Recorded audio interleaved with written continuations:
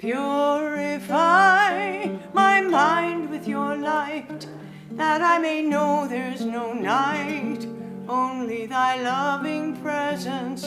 Give me power of sight to know what's wrong and what's right, that I may soar in flight to that one without a second, that one without a second.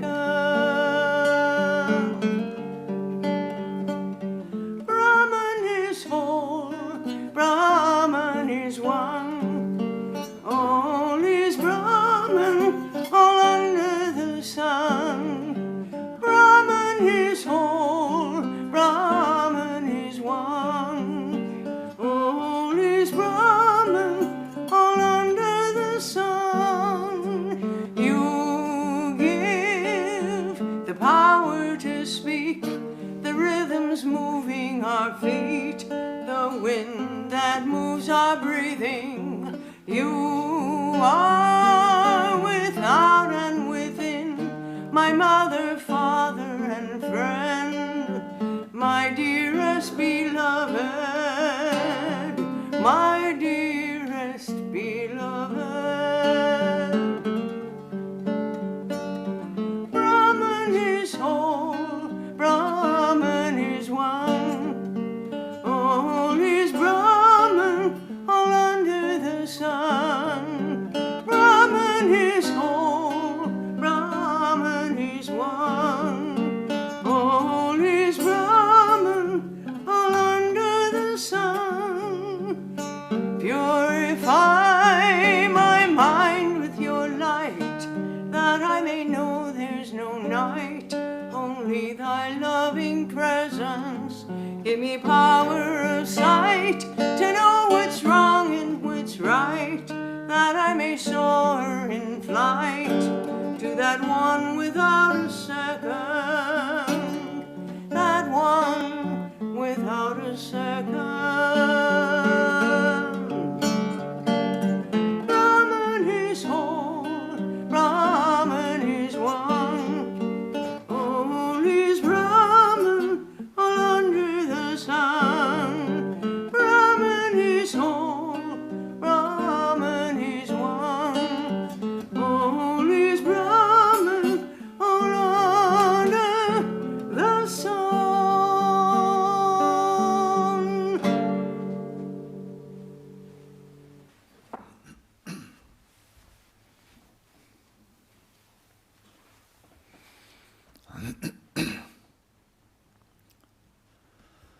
Om Bhurvasvam Tatsavitur Varanyam Bhargo Devasya Dhimahi Diyo Yona Prachodayat.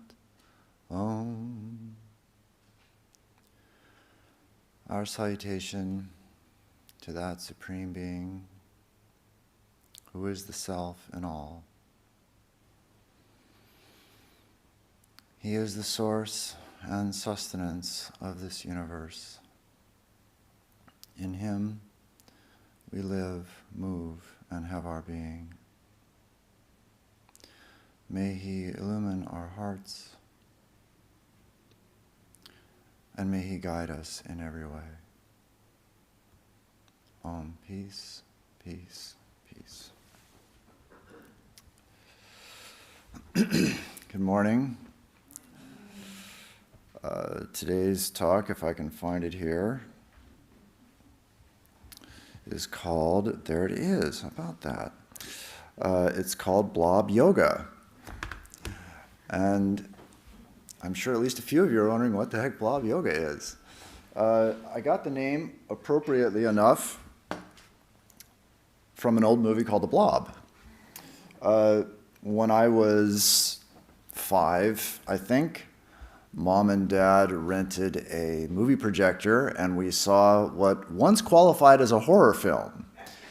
It was in 1958. The Blob was a horror film, and I actually looked at it again just for this talk briefly. You can't take the whole thing. But it's amazing, even when I was 5 and the other 5-year-olds were over, even then, that's like mid-1970s, it wasn't scary. Now, I mean, you just don't know how anybody ever took any part of this seriously. It's a piece of jello that attacks people, basically, and it's from outer space, and you can't stop it because whatever it rolls into, it just blobs over and eats, right? So I was reading a while back some scientific papers about blobs. And they're similar to this, okay? They don't get bigger and, take over cities and all that, but they only get to be like the size of a quarter, and they're flats, and they're yellow. But they do basically the same thing. They move from point A to point B, figuring out what they can eat. But this is pretty much the mold on your bread. That if you can imagine it sliding off your bread and going to other parts of your refrigerator, that's what we have here. That's the blob. It's called Physarum polycephalum. And the reason I'm going to talk about it is that it exhibits a positively bizarre amount of intelligence. For example, you can actually train one of these blobs to navigate a maze. Now we're talking about an amoeba here, right? Amoeba, one cell, it eats enough, it turns out it really likes oatmeal. If you feed it enough oatmeal, it'll turn into more amoebas, and eventually it turns into this flat yellow thing that oozes around, okay? But it's one-celled organism.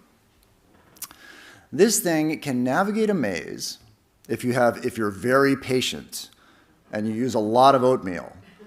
You can teach this thing to navigate a maze. And it will actually optimize the solution to the maze. Given enough trial, enough patience, enough oatmeal, it'll actually figure out the shortest distance through the maze. So it has a memory of some kind, and it's deciding where to go in this maze. So that's weird already. What's even weirder about this is that these things apparently make decisions, and they make pretty good decisions. In fact, they make decisions that as human beings, I think we can relate to very well.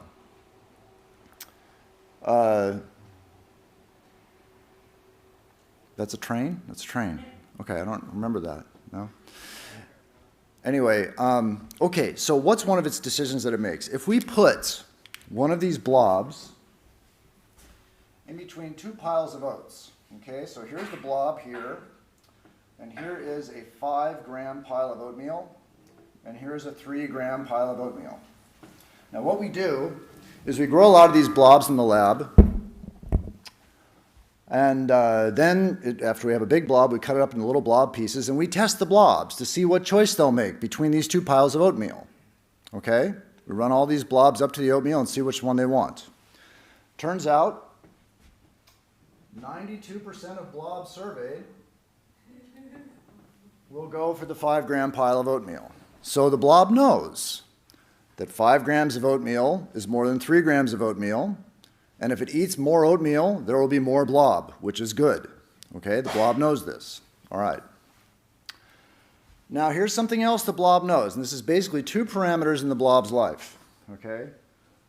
If we change this to a 5-gram pile of oats, and we shine some toxic UV light on it, now what happens? It turns out the blob also knows that light is bad. Light means bacterial sporulation, which means cell death, which means less blob, which is bad. Okay? Oatmeal, more blob good. Light, less blob bad. The blob's got this figured out. So what does that mean? That means now that you've got light on this 5-gram pile, 100% of blobs are going to avoid it. Okay, so all the blobs will go for the dark pile of oats. Now we make it a little bit more complicated. Okay? Now what we do is we change this 5-gram pile of oatmeal to a 3-gram pile of oatmeal. So now we've got a trade-off, right?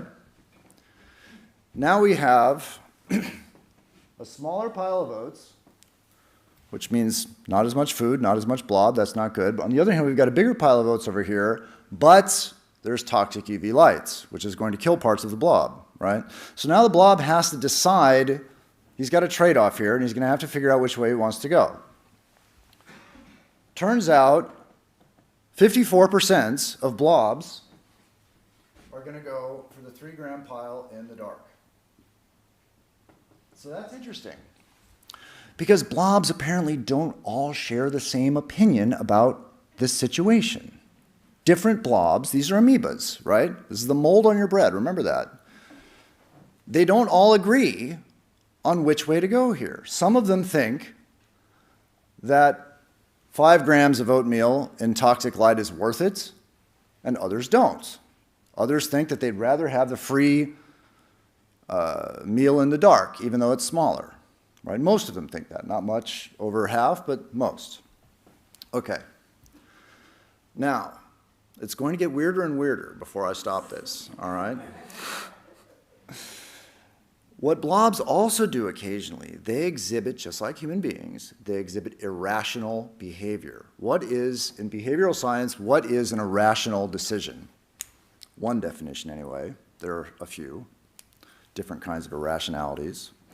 But the one that the blob exhibits is called the violation of the irrelevance of independent alternatives.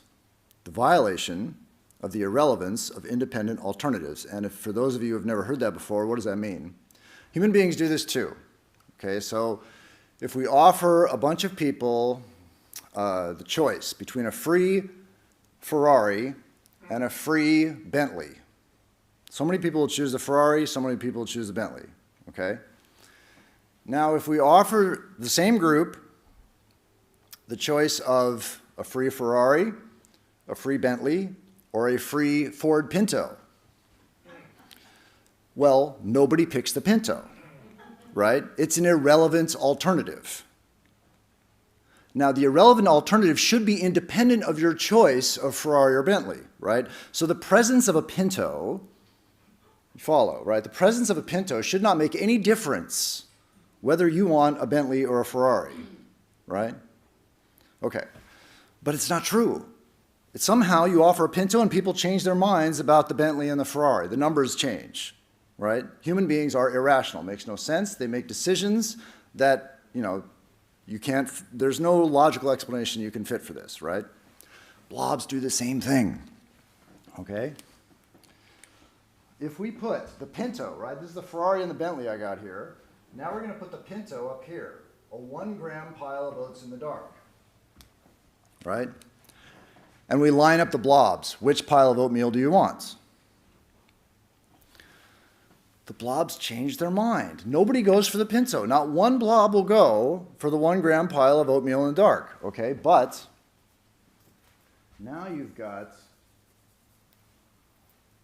77% of the blobs going for the 3-gram pile, 23% going for the 5-gram pile. So blobs, like human beings, not only have different opinions, sometimes their opinions make sense, sometimes they're completely irrational. One more, okay? And that is this.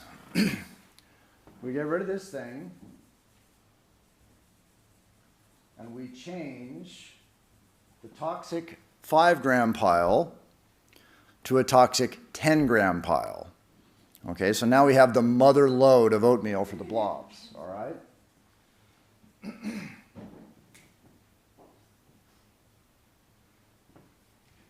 Now, what do the blobs do? It turns out no blob can resist this. Every single blob, 100% of blobs, will go for the 10-gram pile in the toxic UV light. So what do we have? We have amoebas that are making intelligent decisions. They are intelligent enough to be irrational, and they are intelligent enough to knowingly engage in self-destructive behavior. Right? That's what we've got. Well, I think this is something that we can all relate to.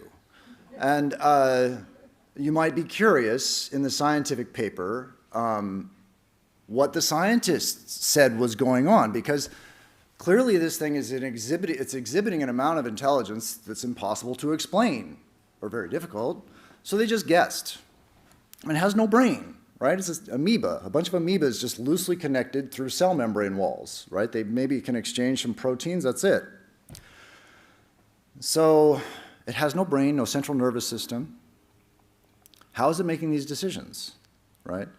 So the scientists, and they admit that they're guessing because their explanation is, it seems to me, absurd. Democracy. That's what they suggest. They say the amoebas are voting on what they want to do, okay?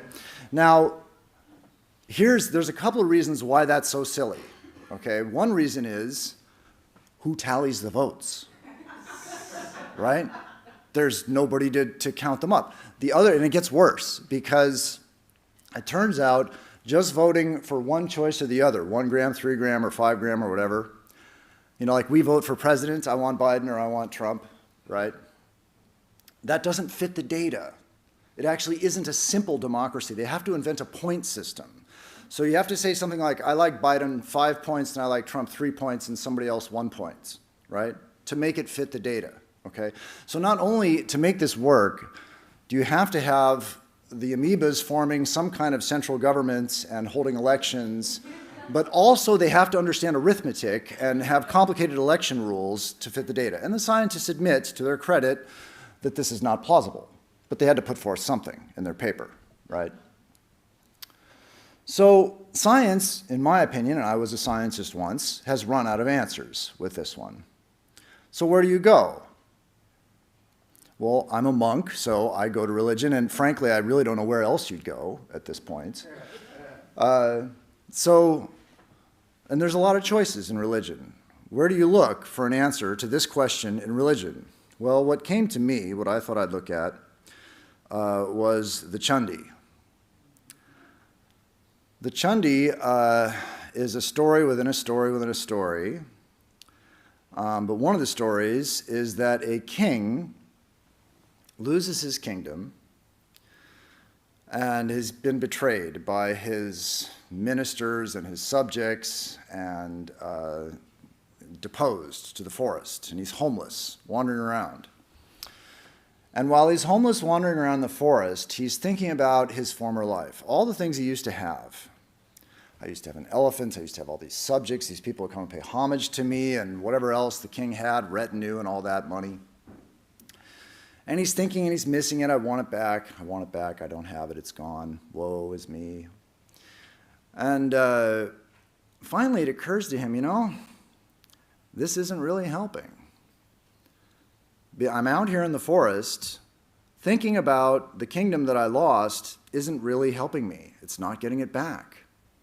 It's not useful, right? In fact, the memory of this life that I used to have that is now gone is just bringing me pain. That's all it's doing. It's not bringing the life back any closer than it was before I was mourning over it. And so he says, okay, well, I'm going to decide not to think about this anymore because it's useless, right?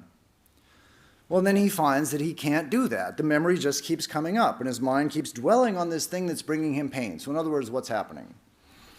The king is behaving in an irrational and self-destructive way, right?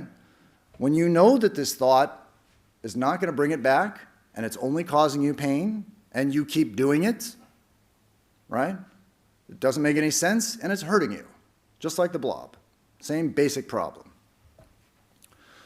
So the king goes to a sage in the forest, and he asks the sage, you know, what's the deal? And the sage says that it isn't just you. It's everything. It's all people, it's birds and beasts. And my feeling is that if the sage had read the blob paper that I read, he would have said birds, beasts, and blobs. Because it seems to me they're going through the same thing. So that's the sage's explanation. And, okay, and the king's plight, and even for that matter, the blob's plight, to some extent is the plight of us all. I mean, the blob, which one of us hasn't had too many cookies in his or her life, right? You know that there's a pile of cookies there and they're really good and you've already had enough, right? And you know that one more is going to give you a stomach ache, but you eat it anyway. It doesn't have, I mean, we may not be kings, but we all have this experience. And it may not be food. The blob clearly has an inordinate affection for food that is causing it harm. Some of us do too, not all of us. We can talk too much, we can work too much, we can exercise too much when we know that it's not helping us. We know that this trip to the gym might injure us, we've had enough, we've done enough, but for whatever reason, we're dragged onward. Why? Desire. Desire for something. I got to tell that story again, I got to go back to the office, whatever it is. I got to eat one more cookie, right?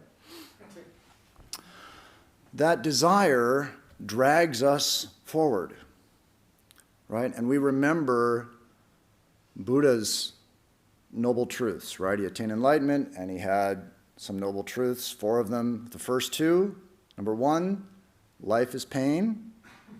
Number 2, the cause of pain is desire. Now, he didn't say human life is pain. He didn't say human and animal life is pain. He just said life is pain.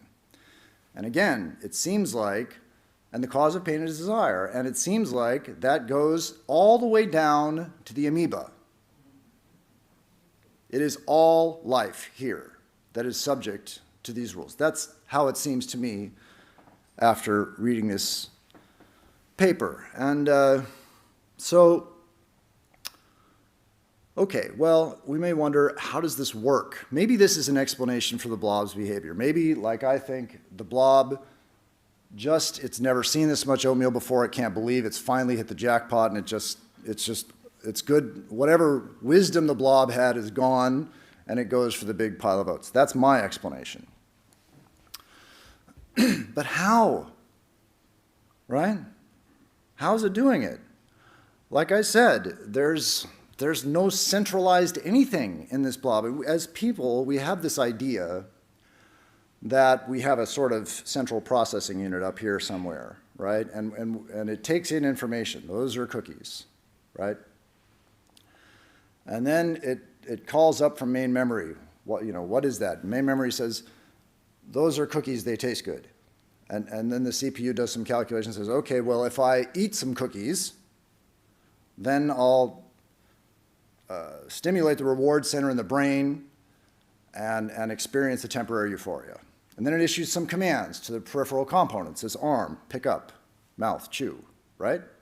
This is our idea of how we operate. This is what we think we do, which turns out to be wrong.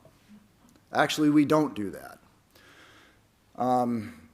That's probably another lecture, but I'll just drop this in here, that it has been proven in the laboratory numerous times that simple model fails because the neuroscientists can predict our decisions up to 10 seconds before we are aware of making them. This was actually figured out about 50 years ago.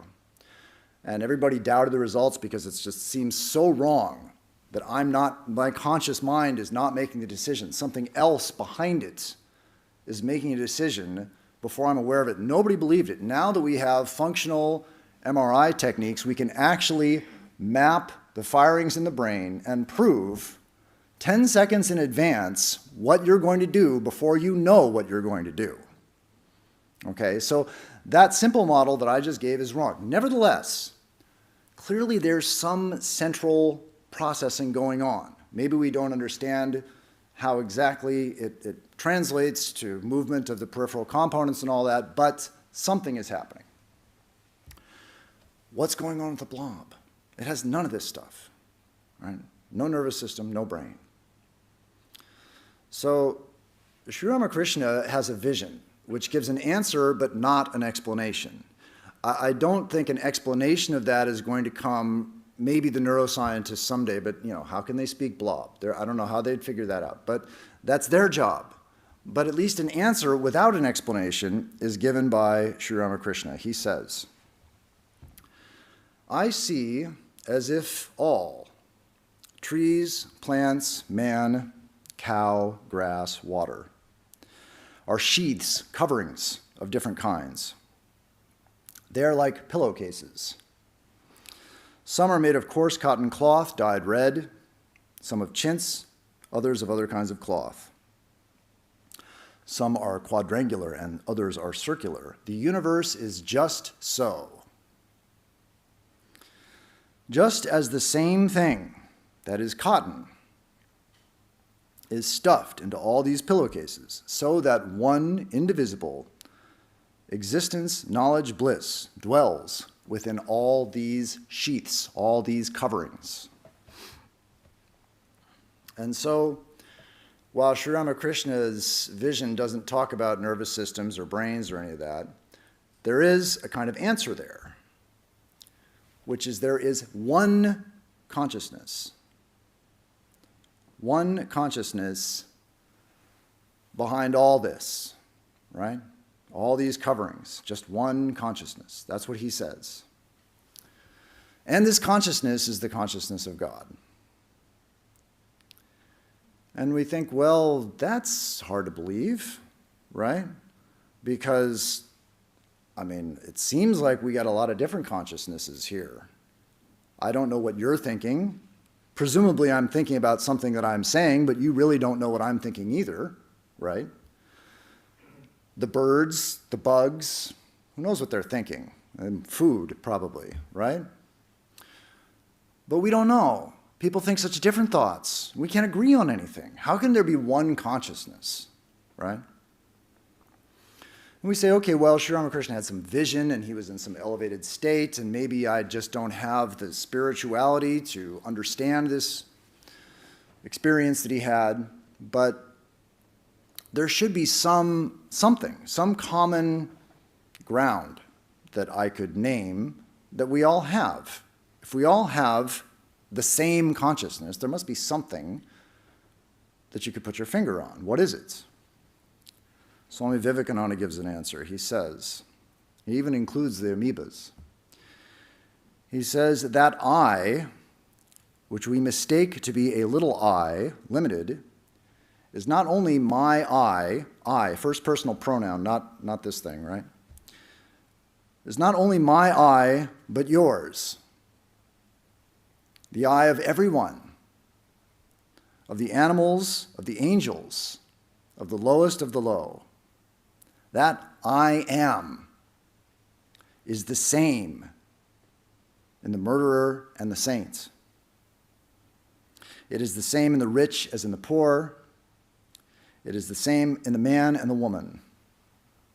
It is the same in the man and the animals, from the highest angel to the lowest amoeba.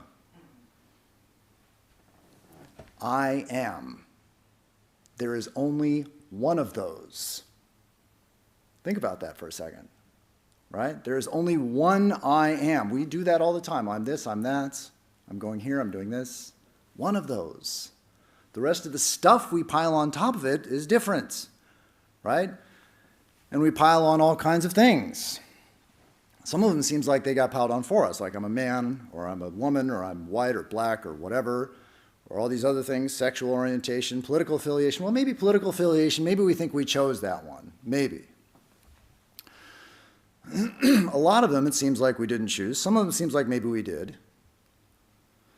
But just that basic I am, if we can remember that, it brings a kind of a joy. Next time you're sitting at home with your dog reading a book or something and you think, he's got the same I am that I do. It's just stuck in dog, right? I'm here reading book, but there's one I am in the room. Anyway, it's worth fooling around with if you've never tried it before. But we don't do that, right? What do? We get caught up in all these things we pile on top of it. Man, woman, Republican, Democrat, whatever else, right? And then we start fussing and fighting over them. Where do these things come from? What's the point of having all this stuff? Why are they so different, right? Why do they drag us in all these different directions? Cause so much friction in the world, right? Well, Vedanta says that these are upadis. Upadis the word is translating as limiting adjunct. It literally means label, That's what the word actually means, label. It is a label that you put on yourself, right? On top of the I am, I'm going to add white man in orange at a podium, right? And now, these things are called limiting adjuncts because they are limiting that one I am to this particular thing. And they are adjuncts in that they are extrinsic to the real self being I am, right? Limiting adjuncts. And so why do we have all these things? What's the point of all this? The point of all this, according to Vedanta, is evolution. We are trying to outgrow this stuff. We are trying to outgrow all of the upadis that we have tacked on top of this I am that we are all aware of, that one I am that we all know so well, right? The point is evolution, growth, spiritual growth. Swami Vivekananda describes it, and I think he includes our amoeba again. Yes, he talks about the amoeba's evolution. He says an amoeba in the struggle gets another body and conquers some obstacles. Then it gets another body, and so on, until it becomes man. Now, if you carry this idea to its logical conclusion, there must come a time when the power that was in the amoeba and which evolved as man will have conquered all the obstructions that nature can bring before it, and it will thus escape from all its environments. So clearly, the amoeba that we saw has some, an inordinate desire for food, a self-destructive desire to eat, right? You could probably assume that that's one of the obstacles it has to overcome its amoeba form. Maybe, I don't know. The basic problem is the same, right? The basic problem of form, consciousness stuck in a form and trying to overcome that form is the same. We share maybe some of us that problem with the amoeba that we eat too much occasionally. But of course, we have so many other challenges because our forms are so complex compared to the amoeba, right? All these different things we have, cars and computers and political systems and all this stuff, right?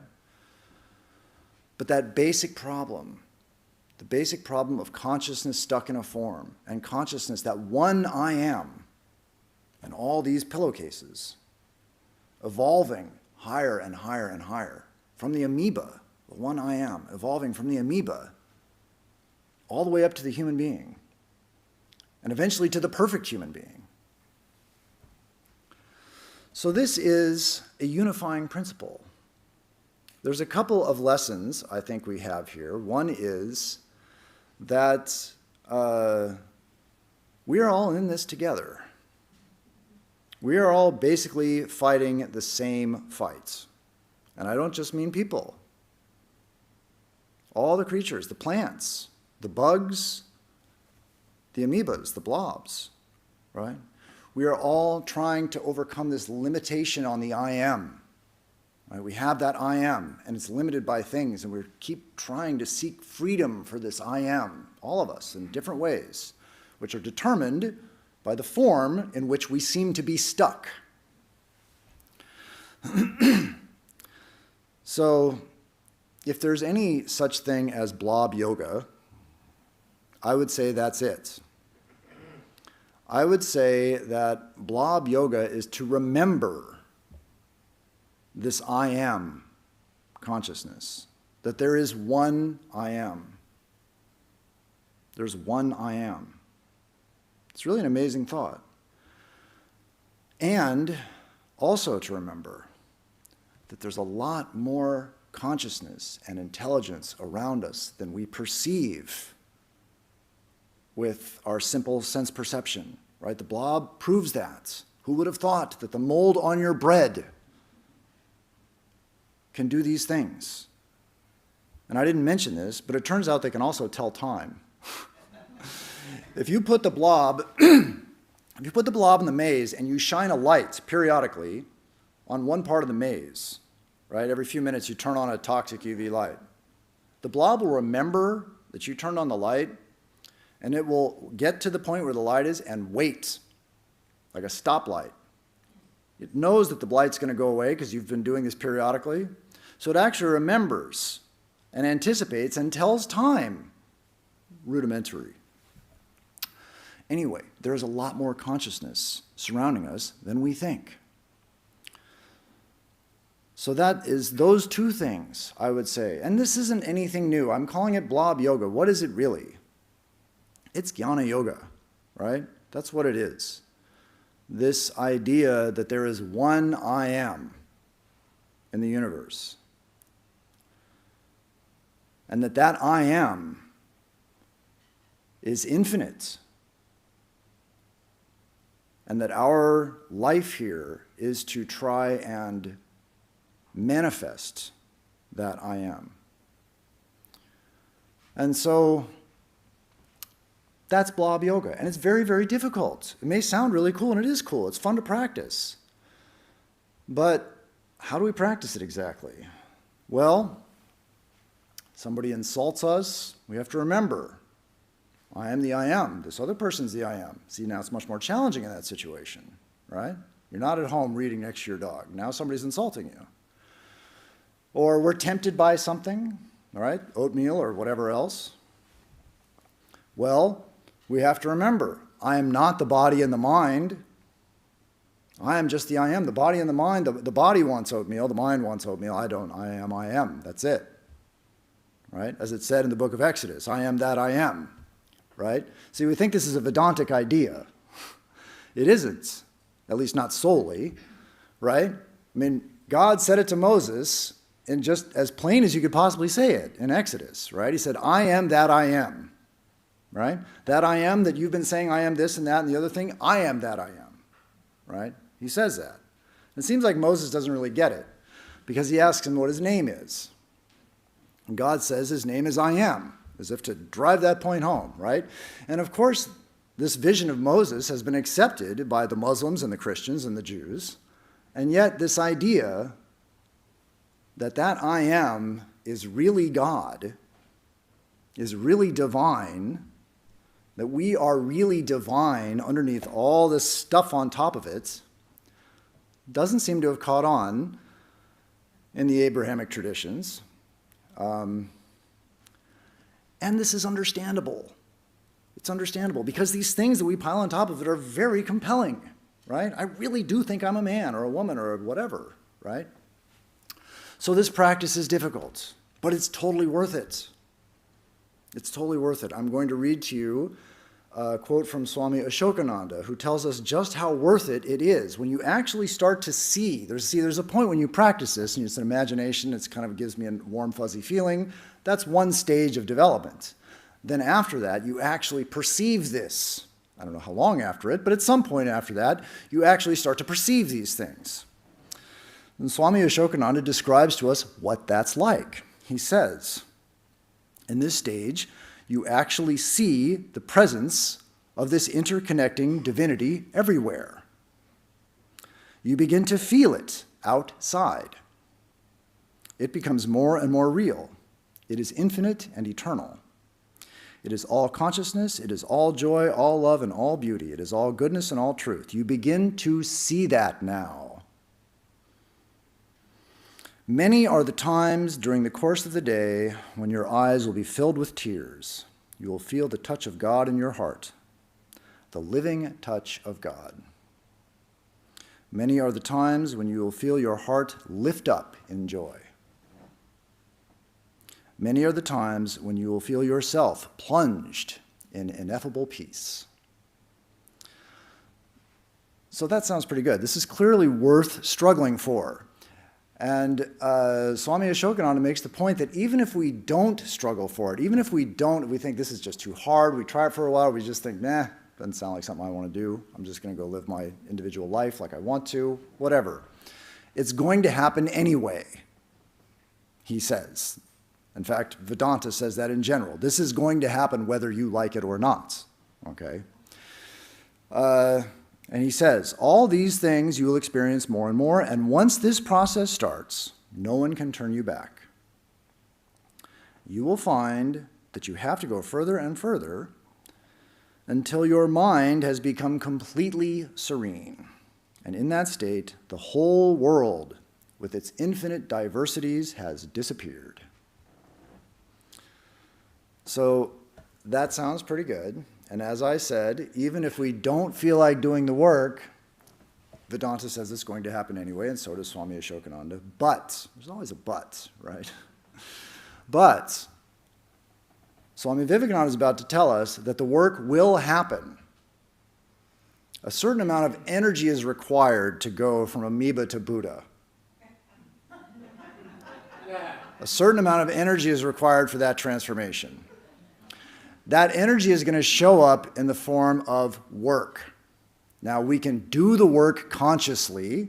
We can get behind the program, as my mom used to tell me when I was a kid. We can get behind the program, or we can get worked on by our life and the universe. One of these things is going to happen. There will be this change in energy. We can do the work consciously, or we can get worked on unconsciously by the apparent external world. Option B is much less pleasant. It really is. You might have to find that out for yourself. I don't recommend it. Just try it, right? Trying it is better than, nah, I'll just let it happen. Much more painful, that path. Swami Vivekananda explains. He says, the amoeba goes higher and higher until it becomes a Buddha, straight out. But we're at the same time as much certain that you cannot get an amount of work out of a machine unless you have put it in some shape or other. The sum total of the energy remains the same, whatever the forms it may take. If you want a mass of energy at one end, you've got to put it in at the other end. It may be in another form, but the amount of energy produced out of it must be the same. So this is inevitable. The work will happen. Like I say, I recommend doing it consciously. And Jesus, you wouldn't expect that, but Jesus warns us not to slack off here. Okay? Jesus says, if you bring forth what is within you, the I am, right? If you bring forth what is within you, what you bring forth will save you. If you do not bring forth what is within you, what you do not bring forth will destroy you.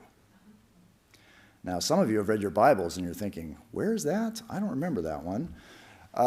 It's actually the Gospel of Thomas. So that was dug up in Egypt in 1945, not canonically accepted scripture by the various churches of today, mostly, as far as I know. Nevertheless, carbon dated to, I think, 70 AD, so probably pretty authentic. Very Vedantic. And for those of you who are interested, I would recommend trying the Gnostic Gospels, especially Thomas and Judas, if you want to find some Vedantic ideas in Christianity. Anyway, so it all sounds pretty good. We've got Swami Arupeshananda giving us the carrots, telling us how wonderful this is. Swami Vivekananda tells us it's inevitable. It's going to happen. So you might as well do it. Jesus says you better do it or you're going to regret it. We got the stick from Jesus. Carrot, stick, and inevitability. So, okay, we agree to try it. And what do we find? We find that this seems just utterly impossible. Right? Like I said, somebody insults us, our house burns down, we get divorced or fired or whatever, crash our car, and this idea that I am the I am is just out the window. The whole, I mean, it's just, you don't even think about it. Maybe for hours you've got misery of, I lost my job, I lost my wife, I lost my house, whatever, right? The misery just takes over the mind. And the recollection that I am the I am in all, and there's only one I am, well, if you remember it all, maybe it doesn't seem that useful. But then maybe we're like the king. At this point, we realize I am the I am, and if I could hold on to the thought that I am the I am, I could avoid this pain of thinking over and over again about how I got cheated on by my husband or wife, or how I got cheated out of my job, or whatever, right? Thinking about that isn't helping. Thinking about the I am would make me feel better, but I don't do that. I'm like the king in the forest, and I just keep dwelling on the pain over and over again, right? So we've come to this position where we're once again the king in the forest, wondering why we can't remember the I am, right? That's the plight when you try and put this into practice. The vicissitudes of life are generally just too great for us to hold on to our reason. That's usually the case. Most of us can't hold on to our reason when the emotions or the temptations or the desires or frustrations, they get too strong and all of our clear thinking is just gone, right? And so the king goes to the sage with this question: why can't I think the way I want to think? There's a way to think that makes sense to me, that I know will avoid pain, and I can't seem to think that way. I'm thinking this other way that is useless and painful, irrational, self-destructive, right? That's what I'm doing. Why am I doing this, sage, right? And so what does the sage say? The sage, in no uncertain terms, puts the blame for all this squarely on God. This is entirely God's fault. The sage says, and God in this case is the Divine Mother. The sage says, "It is by her this world is deluded. Verily she, the Bhagavati, Mahamaya, forcibly drawing the minds of even the wise, throws them into delusion." So we finally have an answer for the blob's behavior, right? We had, if you remember, 54% of the blobs could go for the 3-gram pile of oatmeal in the dark, while the rest went for the 5-gram pile in the lights. Clearly, the wise blobs were going for the 3-gram pile in the dark, right? And the foolish blobs were going for the 5-gram pile in the lights, right? But then it turns out that when you get 10 grams, 100% of blobs go for the 10-gram pile in the light, right? Why?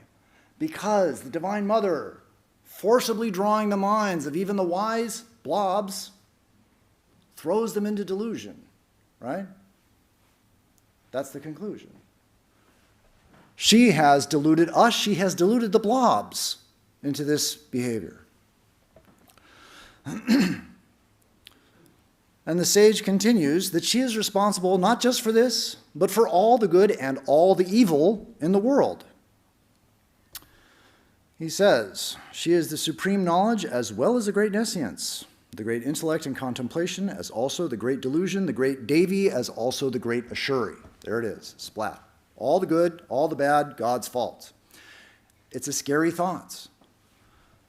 But if you believe in an omnipotent God, which most religions do, possible exception of Judaism and Buddhism, most religions believe in an omnipotent God, there's no alternative. The buck stops with God for everything, right? And so what do? What does the sage tell the king to do? The sage tells the king to surrender to this God. Take refuge in this God. He says, "O great king, take refuge in her. She indeed, when worshipped, bestows on men enjoyment, heaven, and final release from transmigration." And we think, well, geez, I'm not sure I can do that. You've got a God I don't really trust this God because he's behind all the good and all the evil in the world. How could I surrender to such a God? A God who's created a world like this. How could I surrender to this God? All right, you think, I could think up a better world than this. I could have done a better job than this. What is this? Why would I surrender to that God? This is an oppressive ruler. How do you attain freedom by surrendering to an oppressive ruler?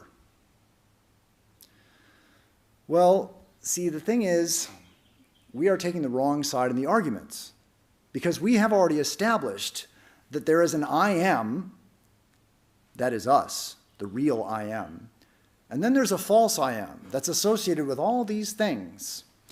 Male, female, Republican, Democrat, all that stuff I went through. Black, white, rich, poor, blah, blah, right? That's the false I am. Which I am sees a world full of pain and suffering. Clearly, the ego is the I am that perceives a world outside of itself that it disapproves of. Right?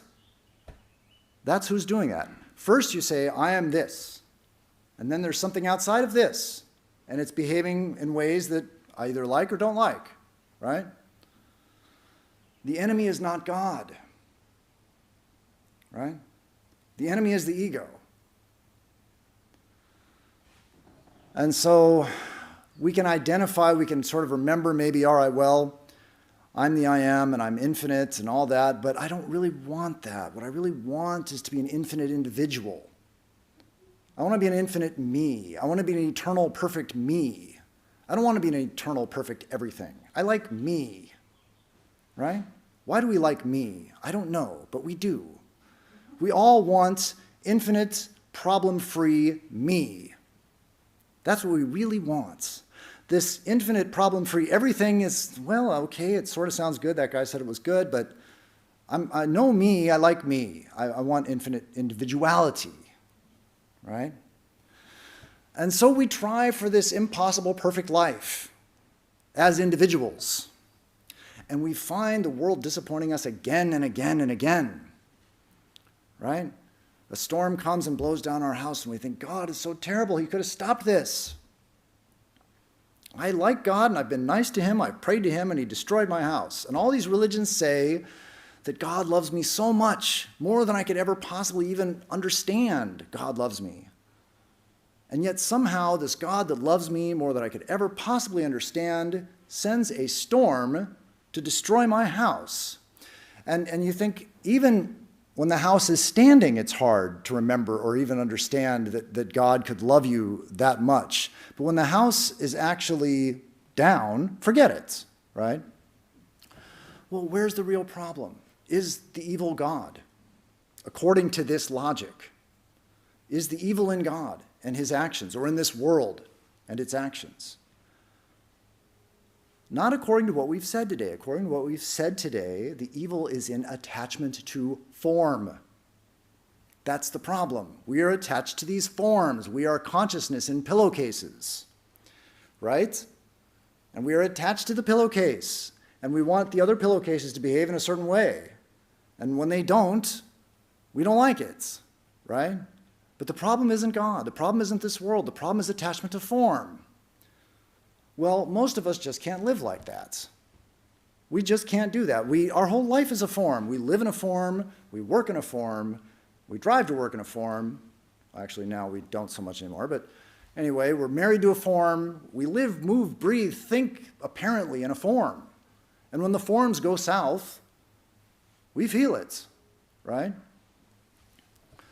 And so, yes, logically, okay, the problem isn't God, the problem isn't this world, the problem is attachment to form. But I can't do that. I can't live there. I can't navigate that position in my life. It's just not going to work. And so, we come to this position. We have reasoned ourselves to a logical point that we can't really hold on to. Right? And so, what we do, we recognize through our reasoning faculty that we have no legitimate complaints against God in this world. And then we submit, like the sage, in other words, we admit the apparent duality because we can't live in non-duality. We're just not there yet. And then we accept a method. We accept a method to reach that non-duality, which is a dualistic method. This is what the sage is telling us to do. Okay? Now, this method, whatever it is, Divine Mother, Christianity, Judaism, Buddhism, Vedanta, whatever it is we want to do, it's not always going to make sense to the ego, right? We know that. We're not going to be able to make sense out of why God knocked our house down. We're not going to be able to do that. Our religion, whatever it is that we adopt, isn't going to make perfect sense because this appearance of diversity is wrong. I am the I am only. That's it. All these forms are changing, illusory, going away, but I'm attached to them. And so I pray for help to overcome this, right?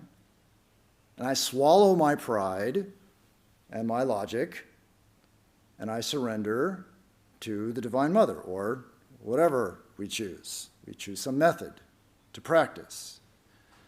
and lift us up to this goal, right? That's the prescription. And so what is this goal that we're reaching for? Swami Vivekananda gives a good description. He gives a metaphor of a book. He says, I am reading this book of nature. Page after page I am finishing and turning over, and one dream of life after another goes away. Another page of life is turned over.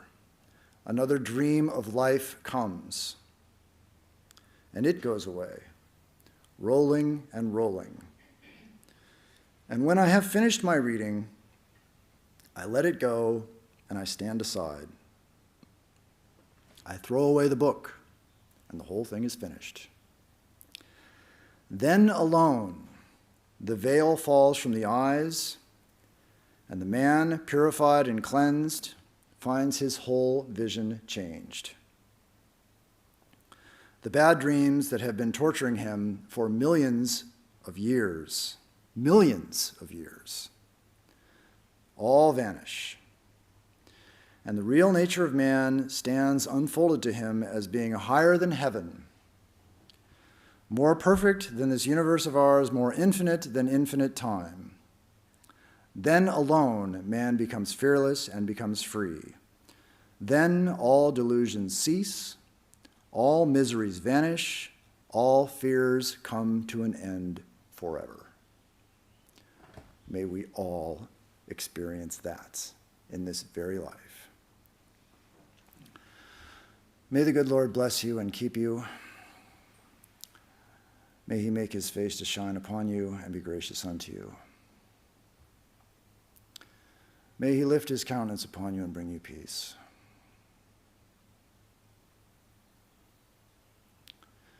May good betide all. May happiness come to all.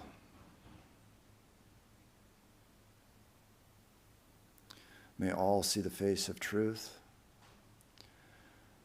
and be fortified with the armor of love, goodwill, joy, and understanding.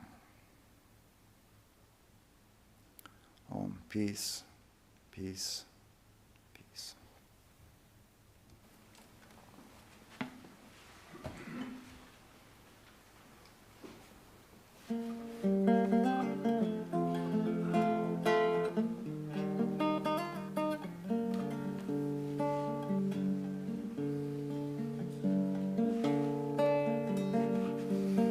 From the one has come the many, in the many shines the one.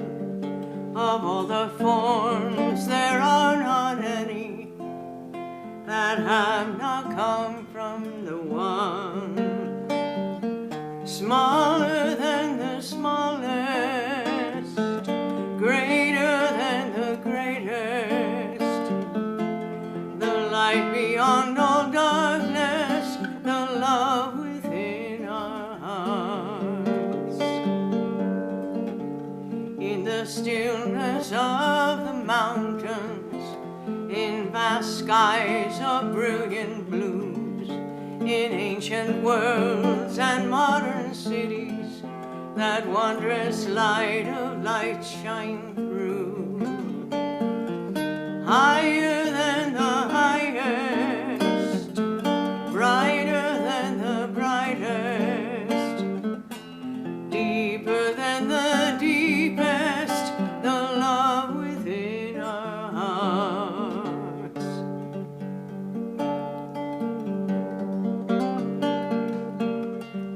Across this world are many people, so many creatures great and small. We are all children of the Mother. She is the one who made us all. Beauty of all beauty, yet beyond both time and space, still dwelling in each moment, bestowing on us her grace. From the one has come the many, in the many shines the one. Of all the forms there are not any that have not come from the one. Smaller than the smallest,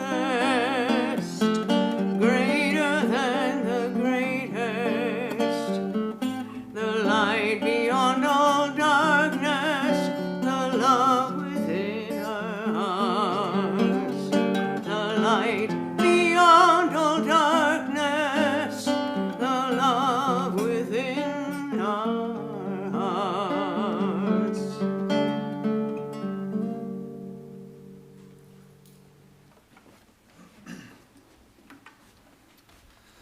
So, a few announcements before we go.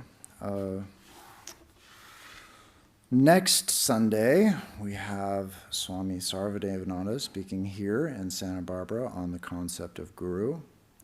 And Wednesday at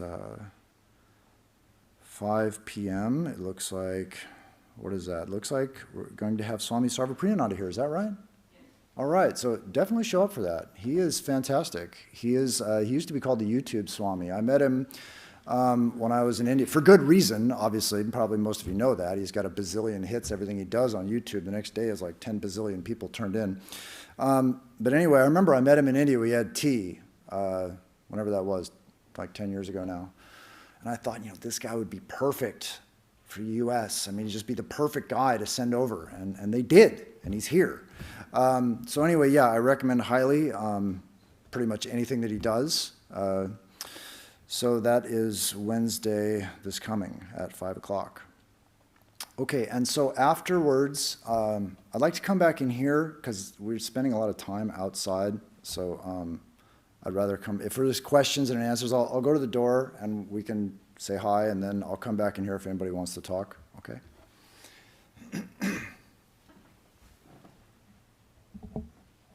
Okay, somehow this is turned off. There it is.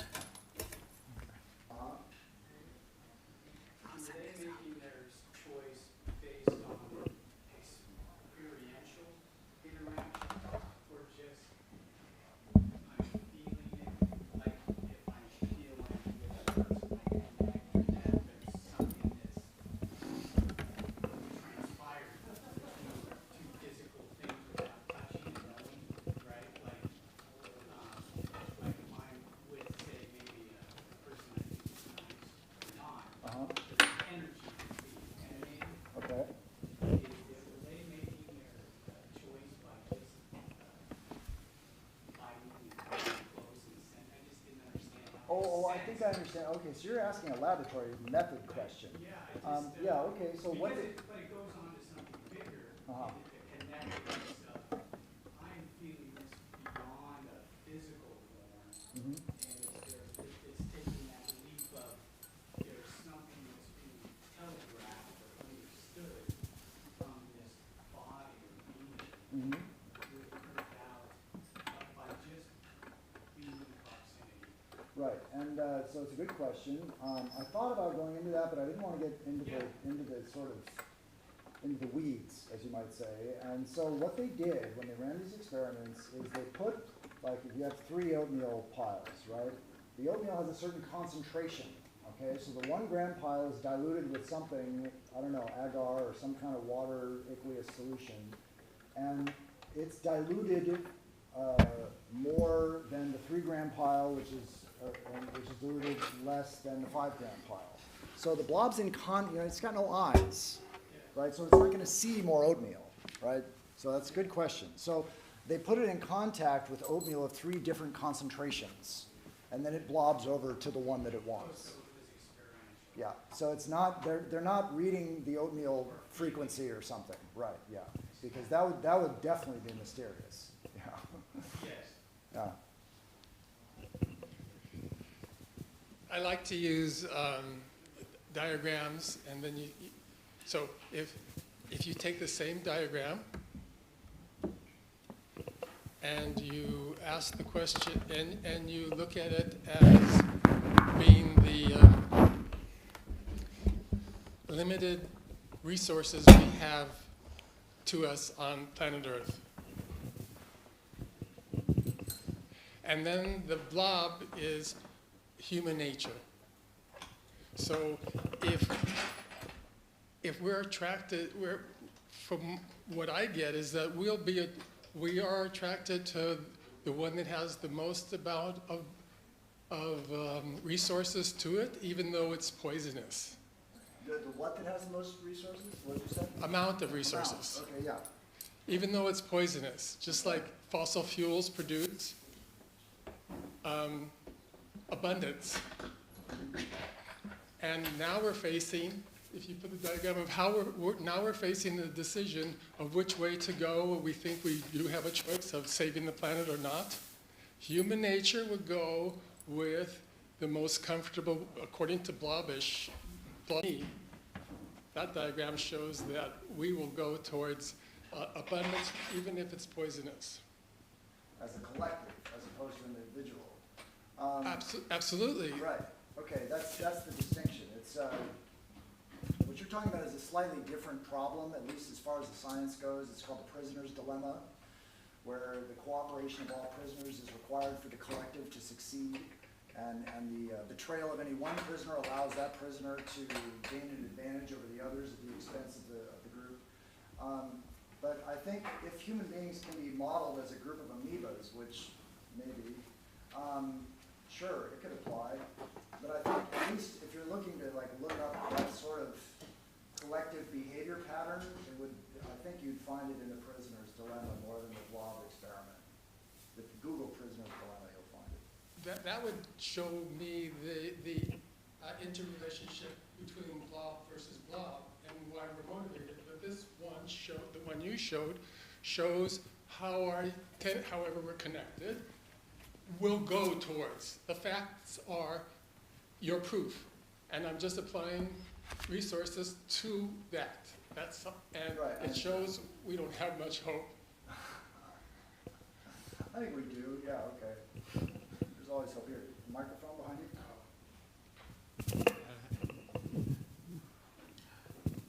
Namaste Swamiji, I have a question from amoeba to today's human evolution.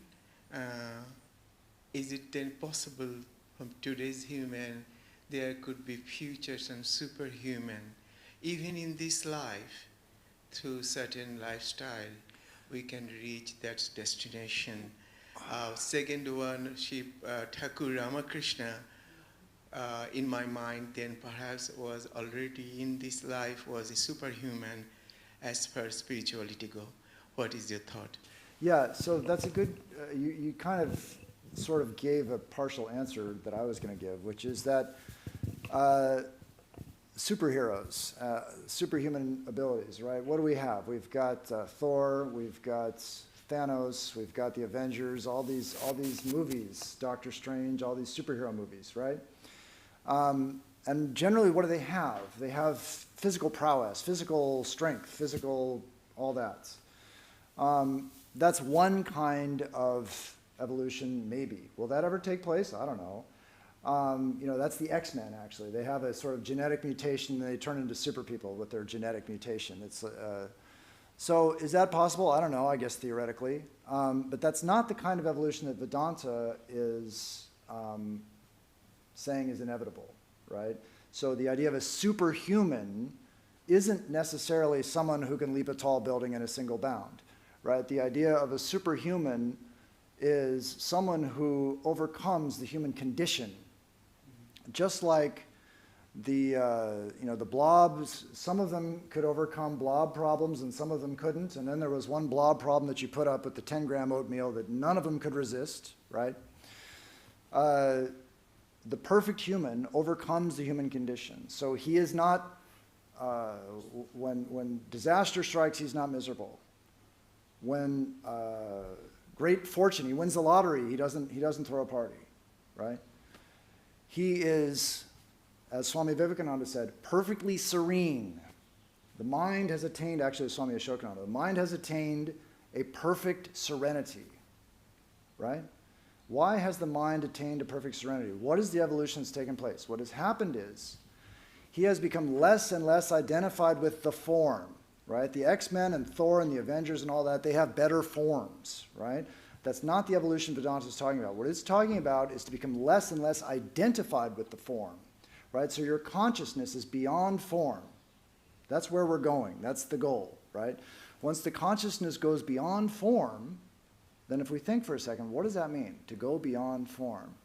Form means limitation, right? If you think about a form has to occupy some place in space, right? So if you have gone beyond all forms, there is no limitation on you. They can't say he's over here and not over there. You're omnipresent, right? You may be conscious of this body and its needs. It needs food, needs hunger, but you're so identified with the real I am consciousness that the ups and downs of the bodies don't bother you. I think it was here a few weeks ago, I talked about Ramana Maharshi. Ramana Maharshi had this experience when he was like 16 or 17 in a cave where he decided he was going to die. And he tried to imagine dying, and he had this wonderful spiritual experience. And after it was over, he was completely enlightened. And he stayed in the cave. And these people found him in the cave covered with ants, eating him alive. He didn't care, right? This body is food, these creatures are hungry, what do I care? That was his attitude. So completely devoid of attachment to form he had become. Now the people found him, they realized, because they were pretty insightful, I'd say, that this was a guy worth saving. This was a guy worth spraying the ants off of, and so they did, and he started the ashram and all that stuff. But nevertheless, that's the kind of evolution we're talking about. Not that our forms are going to, they may become better, you know. I saw some Olympic thing. Actually, one of the monks in India sent me some gymnastic routine. It was just incredible. I couldn't believe it. These people bouncing around doing this stuff. I don't know if that's going to get better. It might. But that's not the kind of evolution that Vedanta is talking about. What it's talking about is overcoming the human condition, all the limitations of this body, its pain, its joys, all of it. You're above all of that. Have you written books that I can find? I'd like to say that my claim to fame is I have never written a book, and I am not writing a book. Okay. Well, my brother wrote one, and it's a big seller. Yeah. Anyway, my hero is my son. He's a nurse. I don't have these Thor heroes. Okay. Nurses are heroes. I have to agree with you. Yeah, he works cardiac care. Was there somebody else before we go back to a repeat question? Is there anybody else? Okay, go ahead. This is not a repeat question error. No, I mean a This is repeat person. question Sorry. error. Yeah. Going on enlightenment and what happened to Ramana Maharshi. Ramana Maharshi, thank you. And this particular spiritual path and others talk a lot about enlightenment. Others don't. The one that I Actually, if you look, you'll find it. You'll Yeah, find enlightenment in they every do. tradition. They do. Yeah. Basically, there's a lot of emphasis on it because it happened to your teacher. And what they have to go through, and then I would say, I don't know the percentage, but do a lot of them die and not make it through, not saved in the cave? And then when they come out, Well, we don't know. Yeah. right, and I haven't been to India, but I'm sure you Well, might know. I didn't check all the caves. I don't know. Yeah. Okay.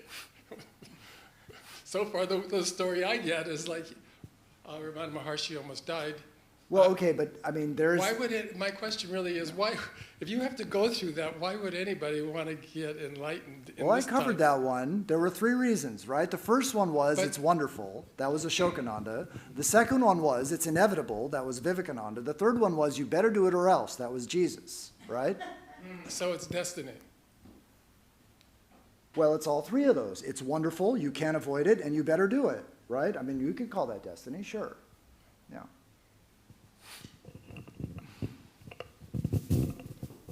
Okay. Can I say one more thing? No, it's not. I love her voice, and I have here. When I saw the topic, initially I thought, about a whale song I wrote because of the form. And then I thought, I'm sure it's not that. So I looked in an old dictionary about blob, and I got the idea from reading that it was the idea of formlessness. And I had been reading Sri Ramakrishna talking about form and formlessness with the groups that were so totally non-devotional around him. And so... Well, I thought you nailed it. In fact, this isn't the first Sunday where I thought, how did she know to pick that song? So, yeah, I thought when I sat down, I heard that, I thought, gosh, she did it again, you know? So, yeah, good job. Well, I just kind of try to pray and meditate on what the topics Well, it seems are. you're working, yeah, as far Blob as I yoga, can I tell. wasn't quite sure for a while. I was like, whoa. Yeah, this was a hard one to guess. And then there was one point today when you said blob yoga, and I thought you said blob Yoda. I thought, well, maybe so too. That's close.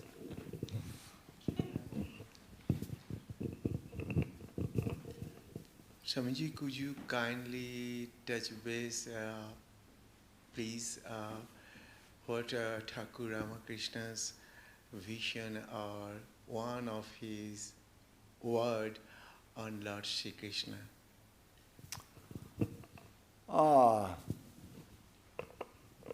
What his vision, a vision Sri Ramakrishna had of Krishna? I'm trying to think. I can't remember Sri Ramakrishna ever describing one of his visions of Krishna. I know that he's, you know, frequently what happens with Sri Ramakrishna is he hears the word Krishna and he's gone. That's usually what happens. You say the word Krishna and pow, he's out. And then maybe he'll dance or he'll sing or he'll repeat the word Krishna, but simply the word was enough to drive him into a higher state of consciousness, just the very thought of Krishna. And it's funny because he used to try and describe his samadhi to his disciples. He would say, today I'm going to tell you what happens when the mind goes above the sixth chakra. Right? He would say that.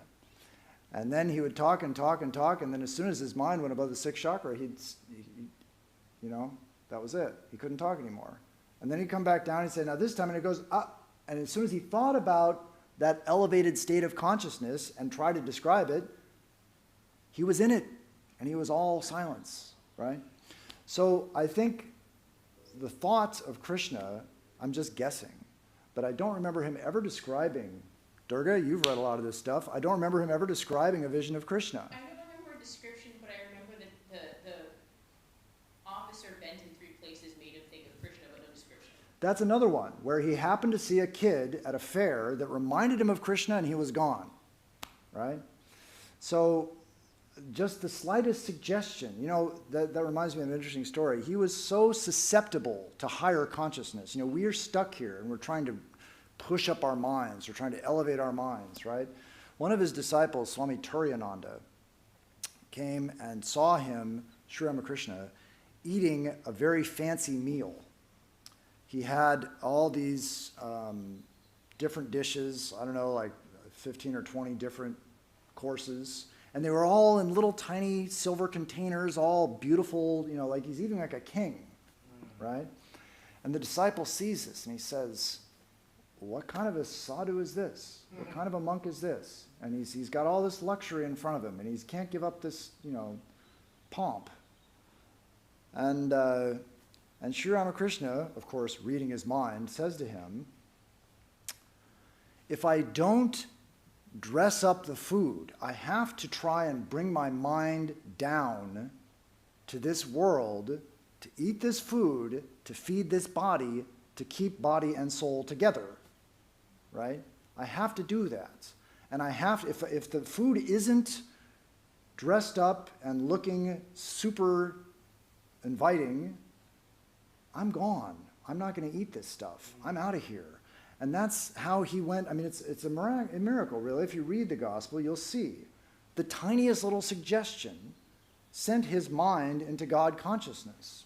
I mean, that's one of the reasons, actually, I'm so grateful for Holy Mother, because you feel like she can relate to our daily life, maybe a little bit more than he can, because it seems like sometimes he just didn't spend that much time here.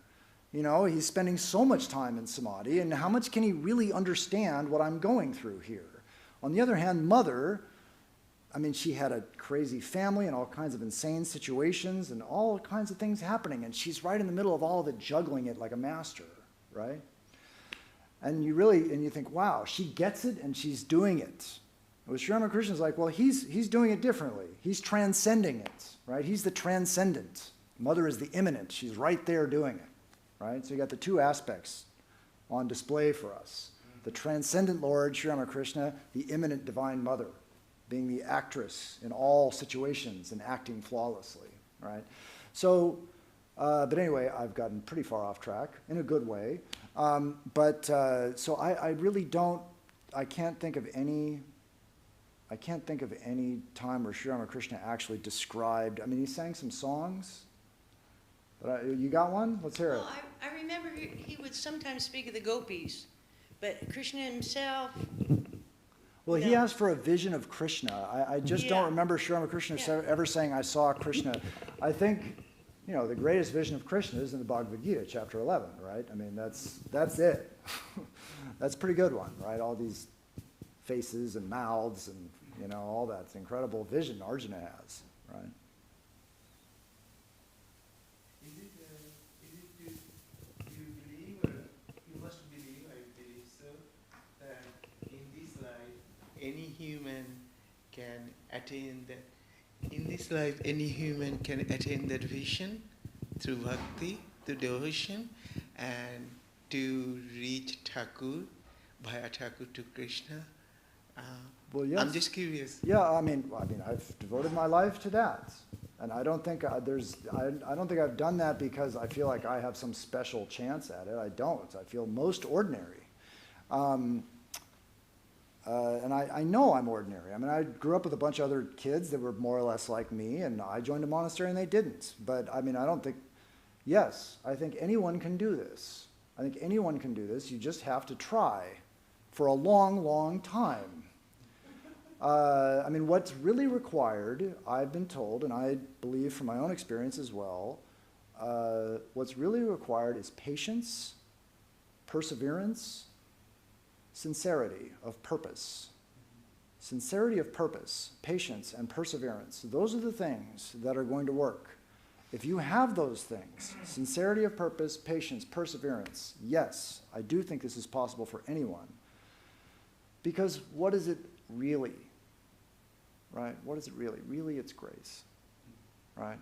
And that grace is always, I mean, God's grace is on all of us.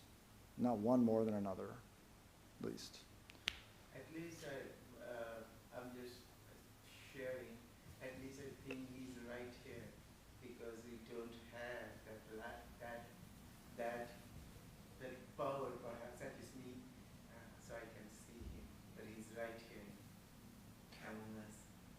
Power, you could say, you know, explaining the grace and how it falls. I don't know if anybody can do that. I've never heard anybody be able to explain when and how the grace would come. I remember Swami P, the founder of this place, he talked about a vision, a samadhi experience that he had in the temple of Jagannath in Puri, India. And he said that at the time they walked him up to the temple and he wasn't feeling anything. He was feeling kind of dry. You know, he wasn't feeling any devotion. And he said, suddenly it was like a thunderclap. And he collapsed, and his brother monk caught him, right? And he said, you can be hit like that at any time. At any time. And he actually, that was one of his instructions, not just him, but others have also said, to try and live in that expectation, the expectation of imminent grace. That in itself is an incredible spiritual practice. To just remember every moment that it could happen any moment. That grace could come any moment. To live in the expectation of imminent grace. If we can do that, then there's no question it's going to happen if you can really do that. That's another thing it takes practice to do. I mean, that's basically constant remembrance, right? It's the same thing. That's enough, huh? Okay. Yeah. We've had it. Okay, well, thank you all for coming. I enjoyed, one more? Okay. Oh, well. No, you're done. Okay, yeah, well, that's good. I'm just thanking you. Okay. Oh, well, here, okay, yes. Yeah, Thomas and Judas. They're Gnostic Gospels. I don't think that they were, I think Thomas was actually dug up in 1945, the Gospel of Thomas, and I think Judas is later. I think Judas is like the 70s. So they weren't dug up. Thomas is part of the Nag Hammadi library, it's called, was found in Egypt. The book of Judas, anyway, there's a book called the Book of Judas that's been translated that you could read. Like I say, it turns Christianity upside down. It really does, because it makes Judas a hero. Judas is no longer a villain in the book. He's a hero. And Jesus tells Judas that he's going to be the greatest of the disciples for sacrificing him. So it's completely backwards Christianity. It makes sense. It's a logical, coherent story. It has nothing to do with the four Gospels. Thank you. So I just look for the Gospel of Judas, the Judas? Judas, yeah, Gospel of Judas. Okay. Also Gospel of Thomas. You can find them both online. Yeah. But you said like a Dante? I didn't understand that word. Like a Dante something. Dante? Vedanta? Yeah, what is that? We're Vedantans. This is a Vedanta temple, Vedanta. So, I see, right. I said it's very Vedantic. So yeah, what that means is a lot of these ideas, like I read today, if you bring forth what is within you will save you. If you do not bring forth what is within you, then what you do not bring forth will destroy you. That was what I read today, right? That was the book of Thomas. So that idea is a Vedantic idea because there's this I am I was talking about, right? This I am inside all of us that is hidden by a bunch of what I called upadis, these labels, limiting adjuncts, I said, labels. They're extrinsic somethings that we put on, like I am a white man sitting in an orange robe, right? That's on top of the I am. First there's I am, and then there's all these things I add, right, on top of it. So that I am, pure, unadulterated, by itself, is what we want to bring forth. And how do we do that? By remembering as much as we can that is what we are. And that we are all that one I am, that there is one I am. It's an amazing idea. One I am. We all have the same I am. There's only one I am, and then we put other things on top of that. Man, woman, whatever. And it's interesting, at the risk of baffling you, which I don't really want to do, but it reminded me when I was preparing this talk of quantum field theory as part of physics. According to quantum field theory, there is one electron in the universe. I don't know if you remember your high school chemistry. There's all these protons and neutrons and electrons. You remember that stuff? Right? And all these atoms in this room, right? They're all made of protons and neutrons and electrons, so there's bazillions, right? Unthinkably infinite number of electrons in here. No, there's one. There's one electron in the universe, according to quantum field theory. It is all the same electron. It is an excitation of the background electron field. That's what quantum field theory predicts. There's actually only one. Just like we think there's all these IMs in the room, right? There's only one IM. There's only one electron, right? Anyway, I thought about trying to work that in today, but I decided against it. Yeah. Okay, thank you. That's another day. I doubt it. Yeah. Okay? Namaste. Thank you all for coming. Okay.